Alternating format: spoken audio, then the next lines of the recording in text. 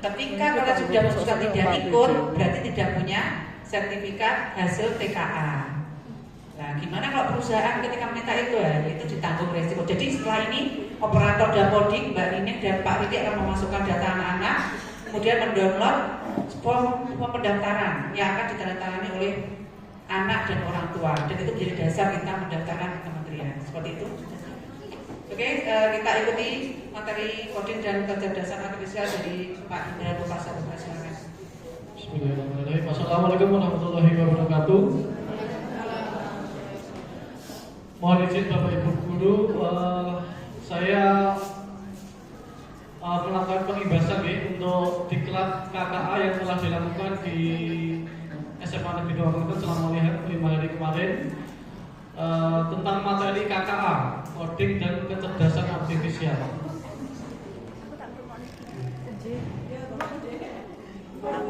Penasaran isinya. Untuk dasar kebijakan Bapak Ibu untuk mapel KKA ini sudah tertuang di SK Kementerian, di peraturan Kementerian ya. Untuk KA ini bisa ada 3 pilihan opsi yang seperti disampaikan Budian tadi. Jadi berada di mata pelajaran pilihan di kelas 11 ataupun kelas 12, kemudian terintegrasi dengan mapel lain. Jadi mapel Bapak Ibu semua ini bisa diintegrasikan dengan KKA. Kemudian yang terakhir adalah ekstrakurikuler. Itu ada 3 pilihan. Untuk tahun ini dimulai dari kelas 10, ini KKA kita masukkan ke dalam mata pelajaran khusus KKA 2 JP selama 1 minggu. Kemudian mapel KKA ini mulai dari jenjang SD Bapak Ibu dari kelas 5 6, kemudian SMP di kelas 7 8 9, dan di SMK kelas 10 11 12. Nanti untuk tahun depan kita mulai untuk kelas 11. Untuk alokasi waktunya, untuk kelas 10 ini 2 JP, nanti untuk kelas 11 dimasukkan ke mata pelajaran pilihan MP itu 4 JP. Jadi Bapak Ibu Guru yang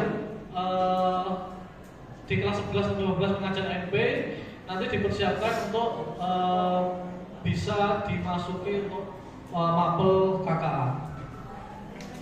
Kemudian ini diharapkan fleksibel ya Bapak Ibu. Jadi bukan hanya khusus mapel pilihan dan KKA, nanti diharapkan semua mapel baik normatif, adaptif maupun produktif ini bisa dimasukkan materi KKA. Jadi sebenarnya KKA ini bukan ini ya, jadi penunjang kita untuk lebih mudah dalam pembelajaran.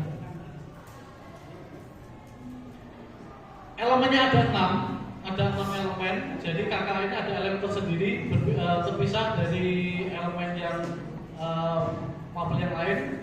Ada berpikir komputasional, kemudian literasi digital, kemudian literasi dan etika KA, kemudian pemanfaatan dan pengembangan KA dan algoritma pemrograman yang ada analisis data. Jadi kita biasakan KA ini sebenarnya adalah AI, Artificial Intelligence, tetapi sudah bahasa senapannya sudah masuk ke Indonesia, dibuatlah menjadi KA, kecerdasan artifisial. KKA yang K-nya itu coding dan kecerdasan artifisial. Lanjut. Kemudian pengertiannya dari coding dulu. Dari coding ini adalah bagian kecil dari pemrograman. Coding bagian kecil dari pemrograman. Ini adalah proses menulis instruksi dalam bahasa pemrograman agar komputer itu dapat mengerti tugas yang nanti akan dia kerjakan. Kemudian coding ini dasar pembuatan aplikasi, software, website itu menggunakan coding. Jadi kata lainnya, coding itu adalah bahasa kita kepada mesin, kepada komputer supaya komputer itu bisa mengerjakan apa yang kita minta. Itu gitu. Nah, jadi seperti ini ya. Pemrograman itu bagian besarnya, coding itu adalah bagian kecilnya. Jadi coding itu bahasanya, bahasa kita dalam memerintah komputer supaya dia bisa mengerjakan apa yang kita inginkan. Jadi kalau kita membuat coding, misalkan membuat susunan resep obat misalkan, nah itu nanti bahasanya bagaimana supaya komputer itu nanti bisa menjalankan tugas tersebut. Kemudian dari KA sendiri, jadi tulisannya seperti ini ya, biar mudah dibaca. Kecerdasan artifisial. Jadi nanti minta tolong anak-anak mulai dibiasakan dari istilah AI diganti dengan istilah KA, kecerdasan artifisial. Nah, jadi KA itu kemampuan komputer atau mesin untuk berpikir dan belajar seperti manusia. Jadi duplikat dari kita supaya komputer itu bisa berpikir dan belajar dari data seperti kita. Jadi melatih komputer supaya dia bisa belajar. Kemudian KA itu sebenarnya ini simulasi cara berpikir kita. Jadi kalau kita kan belajar melihat buku, melihat video, mendengar. Tapi kalau KA itu hanya bisa membaca dari data. Kalau data yang kita inputkan itu salah, otomatis nanti yang akan outputannya yang akan diberikan KA juga akan salah. Kalau data yang kita berikan itu nanti kurang, otomatis nanti hasil dari keputusan atau prediksi dari KA itu juga akan salah. Jadi hanya sebatas simulasi. Jadi KA itu tidak 100% benar. Jadi kalau anak-anak nanti mereka menjawab pertanyaan atas bantuan dari KA, itu patut dipertanyakan kebenarannya. Bisa jadi jawaban dari KA itu bukan 100% benar, karena kemungkinan data yang mereka pelajari sebelumnya itu juga data yang kurang tepat. Oke. Kemudian keunggulannya apa dari manusia? Kecepatannya. Jadi kecepatannya dalam memproses data. Kalau kita biasanya manusia mengingat perlu membutuhkan proses waktu yang lama untuk membuka memori yang lalu. Tetapi kalau KA itu bisa cepat. Keunggulannya itu. Selanjutnya seperti ini prosesnya. Jadi komputer kita kasih data, entah itu pertanyaan, suara, teks, gambar, kemudian dia memproses. Jadi dari data itu dimasukkan ke pelatihan data menggunakan algoritma Kemudian outputnya bisa berupa keputusan, hasil karya seni, prediksi atau saran. Ini berbagai alat atau tool dari KA yang bisa digunakan. Mulai dari mendesain, membuat video, kemudian merencanakan bisnis, membuat presentasi. Jadi sekarang kalau membuat presentasi itu nggak usah susah-susah berhalaman. Jadi kita tinggal masukkan PDF-nya, nanti otomatis KA itu akan menyusun slide presentasi berdasarkan data tersebut. Jadi kita nggak usah desain gambarnya, nggak usah copy paste inti dari presentasi itu.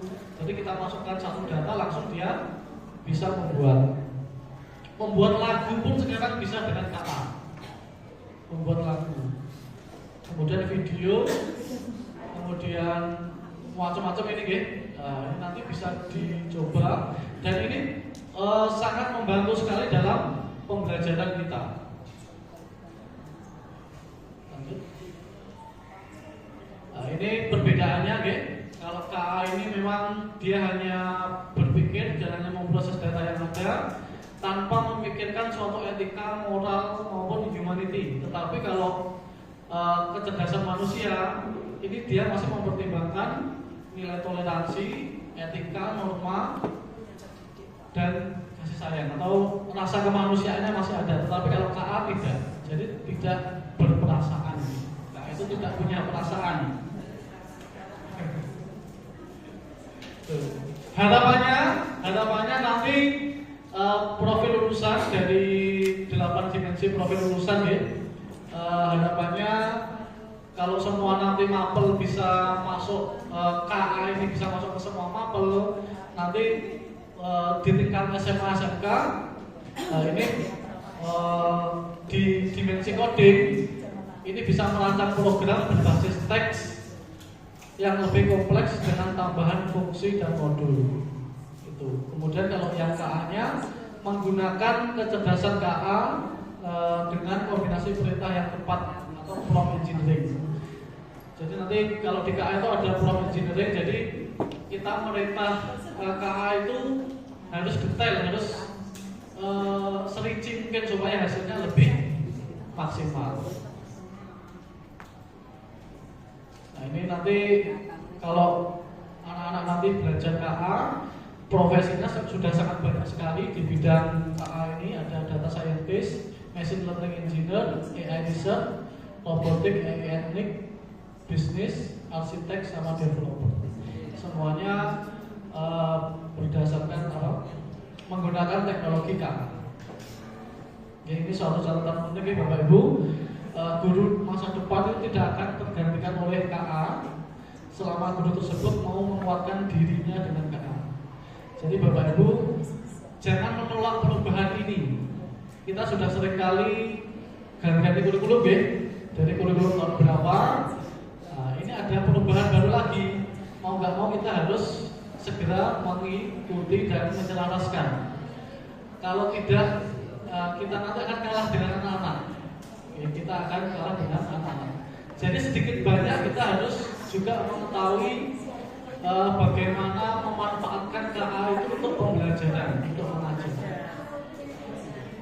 Jadi jangan sebagai musuh ya, KA itu sebagai mitra kerja kita untuk mempermudah pembuatan KA.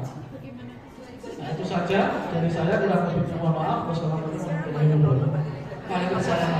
Mungkin ada pertanyaan buat semuanya tentang kecerdasan artificial khusus. Monggo. Mohon maaf. Assalamualaikum warahmatullahi wabarakatuh. Waalaikumsalam warahmatullahi wabarakatuh. Jadi karena kita sudah zamannya sudah canggih, mungkin KA itu atau Kecerdasan. kalau di HP itu apakah sama dengan meta itu Mbak, sama ya itu. Nah terus ini saya juga apa yang disampaikan Pak Indra, kita bisa memerintah itu dari aplikasi tersebut untuk menyelesaikan hal yang sangat rumit atau sesuatu yang ada pada murid. Nah terus apakah tidak ada misalnya ini dari saya sendiri Pak ya, khususnya pelajaran matematika, saya memberikan tugas ke anak, terus jawabannya bocah dia bingung, akhirnya dia mencari di KA itu tadi.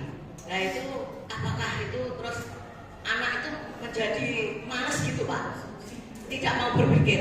Terima kasih Pak. Assalamualaikum warahmatullahi wabarakatuh. Terima kasih khusus. Sebenarnya Bapak Ibu secara tidak sadar selama ini kita sudah menggunakan KA. Mulai dari WhatsApp ya, WhatsApp itu sekarang KA-nya pakai Meta AI.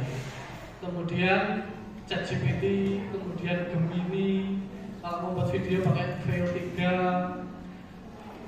pakai TikTok ataupun Shopee, jalan scroll itu pun sudah menggunakan teknologi KA. Contohnya seperti apa? Misalkan jenengan mencari baju, itu nanti akan pencarian selanjutnya jenengan akan disarankan dengan hal yang serupa atau mirip, karena nilai pencarian Anda adalah seperti itu. Dan itu pun nanti bukan hanya terpatok dari satu aplikasi yang lain pun juga akan menyarankan hal yang sama. Itu secara tidak sadar kita sudah menggunakan KA itu tadi. Kemudian terkait anak didik kita yang karena kebingungan menjawab soal, kemudian mereka bertanya kepada KA, nah, itu juga menjadi polemik juga nih sekarang. Gurunya tidak bisa menjawab, kemudian muridnya bingung, akhirnya minta bantuan KA. Nah, jawaban yang dihasilkan itu apakah benar atau tidak? Nah, sebagai pembanding Bapak Ibu nih, mungkin kalau kita sesama manusia kita bisa sharing dengan teman sejawat kita yang dengan mapel yang sama. Kita diskusikan apakah itu jawabannya sudah tepat atau belum. Tetapi kalau kita menggunakan bantuan KA tadi, sama kita bandingkan dengan KA yang lain.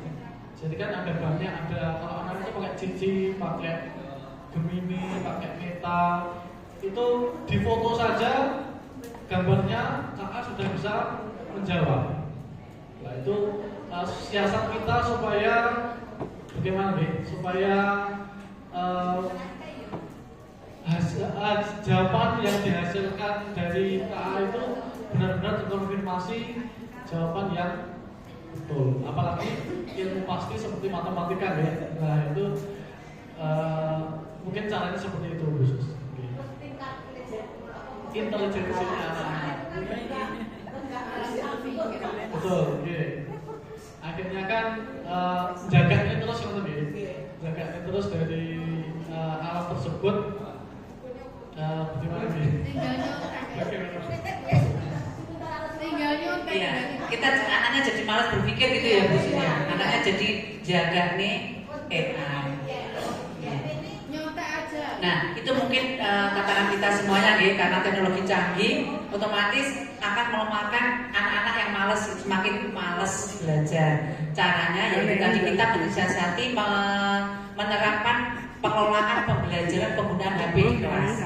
Jadi ketika pembelajaran membutuhkan HP kita gunakan, tapi ada saatnya kita off-kan HP-nya dulu biar dia belajar berpikir kritis dulu. Nanti mentok bantuan AI juga nggak apa-apa. Jadi kita mixkan ya, kita campurkan. Memang sulit ketika harus teknologi yang canggih seperti itu, anak-anak tidak siap mentalnya ya jadi seperti itu.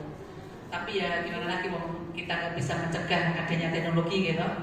Jadi kayak tadi yang disampaikan Bu Sus dan Pak Indra, bagaimanakah kita mengecek kebenaran dari garapan anak-anak ini? Anak-anak kan memberi perintah ke AI itu kadang nggak benar tadi seperti Pak Indra. Misalnya rumus apa gitu ya, dia ada kalimat yang kurang, otomatis jawabannya salah. Jadi guru tidak kalah, guru juga nanya AI dengan prompt yang benar, perintah yang lengkap, detil, sehingga hasilnya pasti beda dengan anak-anak. Dan disitulah bisa mengecek, oh ternyata garapan anak-anak kurang. Jadi nanti bisa dicoba ya dengan temannya, satunya memberi perintah yang tidak lengkap, satunya perintah lengkap, otomatis nanti hasilnya beda. Nah disitulah tugas guru membuat mengecek anak-anak seperti itu Bu. Jadi nanti hasil akhirnya dari pelajaran KA ini kita bisa mengajari anak-anak memberi perintah yang benar itu ya Pak Indra. Dengan prompt yang tepat, bagaimana toh agar apa yang dicari itu sesuai dengan yang benar keinginan kita, karena KA itu tidak pintar, dia hanya mengumpulkan data-data dari mana-mana sesuai dengan perintah kita. Jadi perintahnya salah, otomatis hasilnya ya salah. Kalau perintahnya lengkap, benar, hasilnya juga benar. Seperti itu. Ya memang tantangannya itu, anak-anak jadi males. Gurunya juga males. Oke, ada lagi pertanyaan? Ya, tambahan sedikit ya. Kalau khusus tadi yang ilmu pasti, nanti kita akan mendekati proyek akhir ya. Biasanya anak-anak kan membuat laporan. Nah itu nanti monggo bagaimana caranya, pasti anak-anaknya ada yang menggunakan bantuan KA juga. Nah itu nanti caranya gimana Pak supaya ngecek itu 100% pekerjaan anak atau pekerjaan KA. Seperti waktu kita skripsi S1 dulu ya, ada sistem cek plagiasi. Nah itu nanti di tool KA juga ada. Jadi file anak yang dikumpulkan itu berupa software ya, itu nanti diupload di website CKA-nya. Nah, itu nanti silakan disepakati masing-masing NBMP atau kolaborasinya, toleransinya berapa persen dari pekerjaan KA. Kalau sampai 80 atau 90% pekerjaannya KA, yang jelas berat menolak. Harus ada editing dari siswa kita. Itu untuk proyek akhir ya. Ada pertanyaan lagi Bapak Ibu monggo. Ada pertanyaan? Sampun? Sudah cukup? Sampun ya? Nanti untuk selanjutnya jika ada pertanyaan nanti ada pelatihan sendiri Pak ya. Pelatihan untuk guru-guru MP untuk KA kelas 11 dan juga informatika. Mungkin itu sudah? Ya. Terima kasih Bapak Ibu atas perhatiannya. Kurang lebihnya mohon maaf. Wassalamualaikum warahmatullahi wabarakatuh. Waalaikumsalam warahmatullahi wabarakatuh. Baik, terima kasih Pak Indra. Kita beri aplaus untuk Pak Indra tentang